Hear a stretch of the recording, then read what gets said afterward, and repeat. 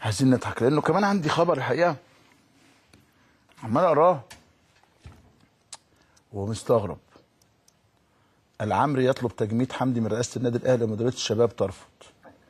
ان السيد العمري فاروق وزير الدوله لشؤون الرياضه طلب من السيد محمد سويلم مدير الشباب والرياضه بالقاهره تجميد كابتن حسن حمدي كرئيس للنادي بعد الاتهامات الاخيره الموجهه اليه.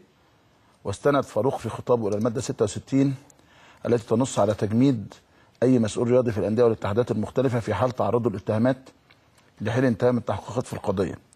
رد الماده او رد المديريه جاء صادما، قالت ان الماده لا تنطبق على رئيس الاهلي لانها تنص على تجميده في حاله احالته الى المحاكمه ولم يتم حتى الوقت الحاضر. ونعم الزماله.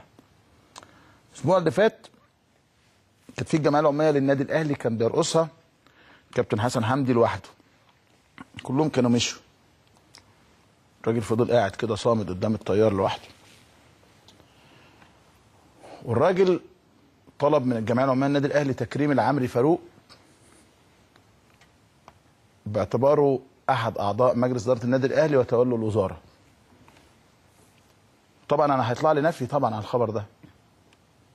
يعني دلوقتي على طول هيطلع نفي مع انه موجود على المواقع من فتره، لكن هيطلع نفي عن الخبر ده. والحقيقه الخبر ده بالنسبه لي مؤلم. مؤلم جدا جدا فوق ما تتخيلوا. ومحزن ويزعل ويضايق قوي. يا اخي يا اي اخي عشان بس ما حدش يعني. ده حسن حمدي ده تاريخه كله داخل النادي الاهلي منذ ان كان عمره 12 سنه. وحسن حمدي تدرج في مسابقات الناشئين في النادي الاهلي حتى وصل الى الفريق الاول، ثم كابتن وقائد لهذا الفريق، ثم مديرا للكره، ثم عضوا بمجلس الاداره، ثم امينا للصندوق، ثم نائبا لرئيس مجلس الاداره، ثم رئيسا للنادي. وفي عهد وفي عصر حسن حمدي النادي الاهلي انتقل الى الافاق العالميه، والنادي الاهلي حقق انشائيا وكرويا ما لم يحققه اي نادي اخر رغم الامكانيات الضعيفه، وايضا تسويقيا. النادي الاهلي بقى عنده الستورز بتاعته، بقى عنده القناه بتاعته، بقى عنده النادي الثاني بتاعه، وان شاء الله داخل النادي الثالث بتاعه اللي في اكتوبر. بقى مفخره في الجزيره، بقى مصدر للفخر في مدينه نصر. والرجل لا يزال متهما حتى الان في هذا الوقت الصعب اللي احنا بنعيش فيه. اول جمله طلب تجميده.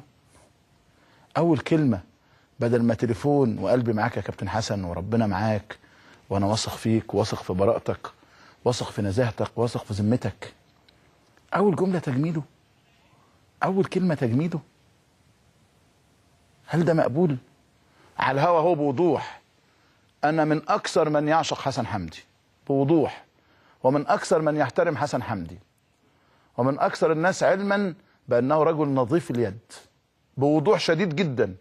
وهتحمل مسؤوليه كلامي وكل الناس وانا جاي قالوا لي عشان خاطرنا يا كابتن خف شويه، عشان خاطرنا خف شويه. لانه كان الكابتن حسن عنده مشاكل او قضايا هو اكيد هيقدر يدافع عن نفسه اكتر مني يعني بالتاكيد يعني.